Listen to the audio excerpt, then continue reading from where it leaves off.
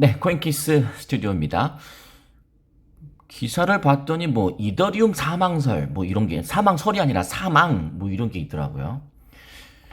이더리움 창시자가 비탈릭 부테린이잖아요. 근데 중요한 건 보니까 진짜 런 경우도 좀 드물지 않나요? 대부분은 비트코인이 가장 거래량이 많고 그 다음에 이더리움, 그 다음에 리플 뭐 이런 순인데 진짜 봤더니 최근에 좀 확 떨어진 적도 있었잖아요. 이더리움이 거래대금도 1위고 이게 뭔가 싶어가지고 찾아봤습니다. 한번 보세요. 그리고 제가 비탈릭 부테린 구글 미국 구글 사이트 다 찾아봤는데 뭐 그런 이야기 없어요. 그러니까 이렇게 생각하시면 됩니다. 이따가도 제가 정리해 드리겠습니다만 우리가 좀 모든 걸 통해서 좀 우리가 느껴야 될 게 있어요. 일단은 우리는 어쩔 수 없이 기사에 의존하잖아요. 뭐 우리나라에서도 이렇게 뭐 주식으로 치면 주가를 부풀리기 위해서 뭐 기사를 이렇게 가공적으로 쓰기도 하고 뭐 그런 기사 보셨죠? 뭐 일부러 이렇게 호재를 만들어서 폭등시키고 반대로 일부러 눌러서 폭락시키고 바닥에서 잡고 올라가고 뭐 그런 우리나라에서도 그런 일이 있다는 것은 여러분도 들어는 보셨을 거라고 생각됩니다. 근데 이건 좀 우리는 굉장히 좀 진짜 말 그대로 그 기울어진 운동장이죠. 정말 우리는 언론 소스에만 의지해야 하는 이런 단절성, 이런 게 이제 굉장한 단점입니다. 그래서 이런 것들을 또 역이용하는 세력들이 분명히 저는 있을 거라고 생각해요. 근데 중요한 건 당장 우리나라에도 나오지 않고, 근데 중요한 건 저도 처음 알았는데, 아, 5년 전이죠? 그런 일이 한번 있었더라고요. 비탈릭 부테린 사망 찌라시가 돌고 있다. 뭐, 이렇게 됐다. 근데 또 뭐 이런 데에다는 아예 그냥 뭐 삶이 참 부질없는가 이거 아니라고 나와 있고 근데 제 생각에는 조만간 또 비탈릭 부테린이 뭐 나 살아있다 뭐 이렇게 나올 것 같다는 생각이 듭니다. 한번 더 지켜봐야 되는데 근데 저는 잘 모르겠습니다. 기사에 나온 게 없어요. 그리고 과거에도 이런 적이 있었기 때문에 과거 이것도 한 5년 전쯤 기사인 것으로 추정이 되는데 5년 전에 또 이런 기사가 이 코인텔레그래프 저희 방송에서도 가끔 인용해드렸던 코인텔레그래프에서 이런 이야기가 나온 적이 또 있었더라고요. 한번 보겠습니다. 비탈리 부테린 누구인가 쭉 내려보면 뭐 천재다 뭐 이런 얘기 나오는데 쭉 내려면 어디 있었는데 잠깐만요. 내려가죠. 여기 있다. 비탈릭 부테린의 사망에 대한 가짜뉴스 2017년 6월 25일 비탈릭 부테린이 자동차 충돌 사고로 사망했다고 주장하는 가짜뉴스가 돌면서 사망했다고 주장하는 가짜뉴스가 돌면서 지금은 또 무슨 직장암으로 뭐 사망했다 이런 이야기가 뜨더라고요. 그래서 그 포첸이라는 사이트 저도 들어가 봤어요. 사이트 봤더니 그 URL이 없어졌어요. 그러니까 뭐 아님 말고식인 그런 게 굉장히 많이 있습니다. 그래서 좀 하나만 더 제가 보여드리겠습니다. 여기 보시면 한번 클릭해 보겠습니다. 이것도 이제 잘못된 기사 오보다라고 나왔었는데 뭐 자동차 사고로 5년 전 이야기입니다. 자동차 사고로 사망했다. 뭐 이런 기사가 또 있었습니다. 5년 전에 33살의 나이로 사망했다. 지금 잘 살아 계시죠? 저는 여러분께서도 어떤 걸 느끼셔야 되냐면, 아까 말씀드린 것처럼, 이런 기사가 뜨면, 이것도 기사도 아니네. 생각해보니까, 지금 보니까. 그죠? 어쨌든 간에, 이런, 뭐, 찌라시라고 표현할까요? 이런 걸 보면, 아까 말씀드린 것처럼, 저도 마찬가지입니다.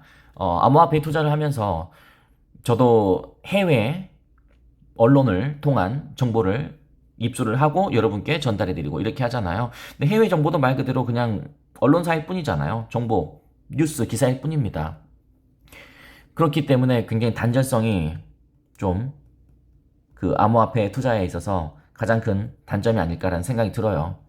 정보의 단절, 기울어진 운동장 이런 건 상당한 그 약점이거든요. 한번 생각해 보시고 두 번째는 뭐 직장암으로 인한 사망설, 뭐 찌라시 이런 게 돌고 있는데 나중에 이제 뭐 비탈릭 부테린이 나와서 나는 살아있다 뭐 이렇게 뭐 근거 없는 루머다 뭐 이런 이야기가 나온다면 결국 그 물량의 숏 아니겠습니까? 확 떨어뜨리고 바닥에서 잡고 이런 목적 아니면 그렇게 할 이유가 없잖아요. 그리고 언젠가 리플 코리아라는 알 수 없는 단체에서 생방송을 유튜브에서 하면서 1000개 XRP를 보내주면 2000개를 보내주고 10,000개를 보내주면 20,000개를 보내준다. 뭐 이런 페이백. 페이백은 우리말로 보상인데, 그죠? 여러분이 어떤 수고를 했는데 보상을 해주죠? 그죠? 여러분이 어떤 피해를 받는데 보상을 해주죠? 말이 안 되는 겁니다. 그런 것들을 보면 두 번째는 역시 힘든 와중에 그 힘든 사람들을 더 힘들게 해서 본인들의 이득을 추구하려는 그런 사람들도 있다. 이게 조심해야 됩니다. 이런 사람들도 먹고 살아야 되니까 뭐 그러나 보죠. 그러나 우리는 조심해야 된다. 저는 그 두 번째 느꼈고, 하나만 더 여러분께 뭐 의견을 드릴 게 있다면, 진짜 이럴 때일수록 리플도 마찬가지고 더욱더 냉정해져야 되는 투자자가 돼야 된다라는 생각을 합니다. 아까 어떤 분, 저희 회원분이신 것 같던데 댓글 남기셨던데요. 1212.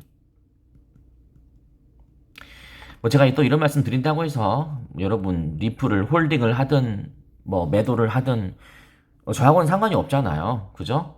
뭐 여러분이 대박 난다고 해서 저한테 뭐 슈퍼카를 사주겠습니까? 그런 거 아니잖아요. 반대로 저도 바라지도 않고, 그죠? 저의 투자 그 멘탈리티를 이 방송에서 소개를 해드리는 건데, 정말 일희일비하지 않는다. 믿음이 있는 자만이 이 난관을 극복할 수 있을 것이다 라고는 댓글, 이 전 영상이 댓글 있어요. 그분 댓글 남겨주신 우리 구독자분이신 것 같은데 진심으로 좋은 댓글 감사의 말씀드리고, 제가 고정 박아드렸어요. 굉장히 이럴 때일수록 그런 생각이 정말 중요하거든요. 둘 중에 하나 선택하셔야죠. 지금 계속 홀딩 하시거나 아니면 뭐 잠시 쉬어 가시거나 둘 중에 하나 하셔야 되는데, 한쪽을 전자를 선택하셨다면 그런 마인드로 가는 것도 좋다고 생각합니다. 뭐 이런 뉴스가 떴길래 여러분께서는 이런 기사에 대해서 어떻게 생각하시나요? 그리고 제가 방금 저의 의견을 말씀드린 세 가지, 이런 거 어떻게 생각하시나요? 단절성, 정보의 단절성. 이건 참 우리가 정말 불리한 투자를 하고 있는 거나 다름없습니다. 두 번째, 이 와중에 또 한탕 해먹으려는 세력들. 참, 돈이 뭔지 이런 생각이 들고요. 그다음 세 번째는 이럴 때일수록 냉정한 투자를 해야 된다. 냉정한 투자라는 것은 아까 댓글 남겨주신 분의 의견처럼 일희일비하지 않아야 된다. 아니면 제가 방송에서 말씀드린 펀더멘탈 또는 맷집 뭐 이런 것들이 중요하겠죠.